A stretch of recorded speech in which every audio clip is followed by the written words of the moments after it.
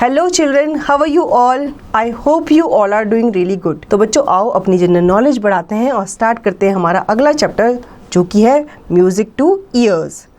All music instruments are played differently by using different parts of our body. A flute is played by using mouth, whereas a tabla is played with hands.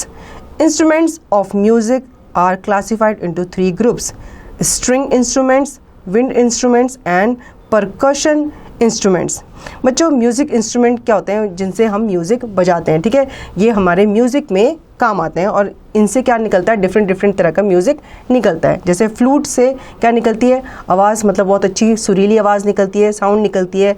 Drum से क्या करते हैं, हम drum को बजाते हैं, उसमें से फिर साउंड निकलती है। ऐसे ही गिटार में हम स्ट्रिंग्स को बजाते हैं और उससे भी एक अच्छी आवाज़ निकलती है।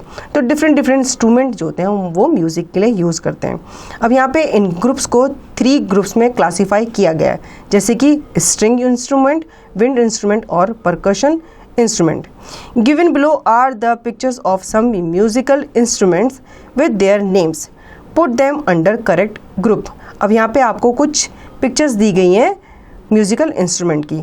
अब आपको उनको इन ग्रुप्स में डिवाइड करके लिखना है, ठीक है। जैसे कि विंड, जिसमें हवा भर के हम साउंड निकालते हैं, तो आपको उनको आइडेंटिफाई करना है और इस ग्रुप में उसे लिखना है।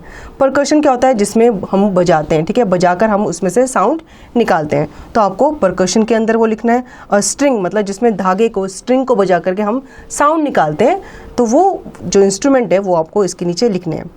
जैसे कि सबसे पहला है वायलिन। अब वायलिन में क्या होती है, स्ट्रिंग होती है, ठीक है। अब उसको स्टिक से बजाया जाता है, उसकी स्ट्रिंग में से फिर क्या निकलती है, एक मेलोडियस आवाज़ निकलती है। तो ये क्या है, एक स्ट्रिंग इंस्ट्रूमेंट है, तो आप स्ट्रिंग के नीचे उसे लिखोगे।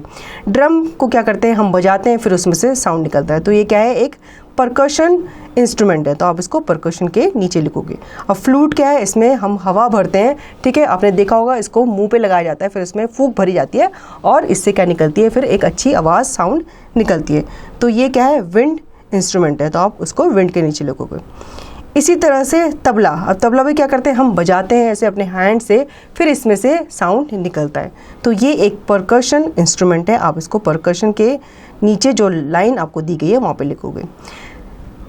वीणा में क्या होते हैं, स्ट्रिंग्स होती हैं, ठीक है, जिनको हम बजाते हैं और फिर उसमें से साउंड निकलती है। तो वीणा क्या है, एक स्ट्रिंग इंस्ट्रूमेंट है, तो आप इसको स्ट्रिंग इंस्ट्रूमेंट के नीचे लिखोगे। ट्रम्पेट में हम हवा भरते हैं, फिर उसमें से साउंड निकलती है, तो ये एक विंड इंस्ट्रूमेंट है, तो आप इसको विंड इंस्ट्रूमेंट के नीचे लिखोगे। 7th है हमारा गिटार। इसमें भी क्या होती है, स्ट्रिंग्स होते हैं, धागे होते हैं, जिनको हम बजाते हैं और उसमें से आवाज़ निकलती है, तो हम इसे स्ट्रिंग इंस्ट्रूमेंट के नीचे लिखेंगे। सैक्सोफोन में हम हवा भरते हैं, फिर इसमें से साउंड निकलती है, तो आप इसे विंड इंस्ट्रूमेंट के नीचे लिखोगे। और सिंबल, ठीक है, ये भी क्या होता है, इसे भी हम बजाते हैं, तो आप इसे परकशन जो कॉलम ऊपर दिया गया है उसके नीचे लिखोगे। इस तरह से आपकी एक्टिविटी जो है वो कंप्लीट हो जाएगी। तो बच्चों कैसा लगा ये चैप्टर, आपको समझ में आया होगा। अब इसका रिवीजन जो है वो आप खुद से करेंगे।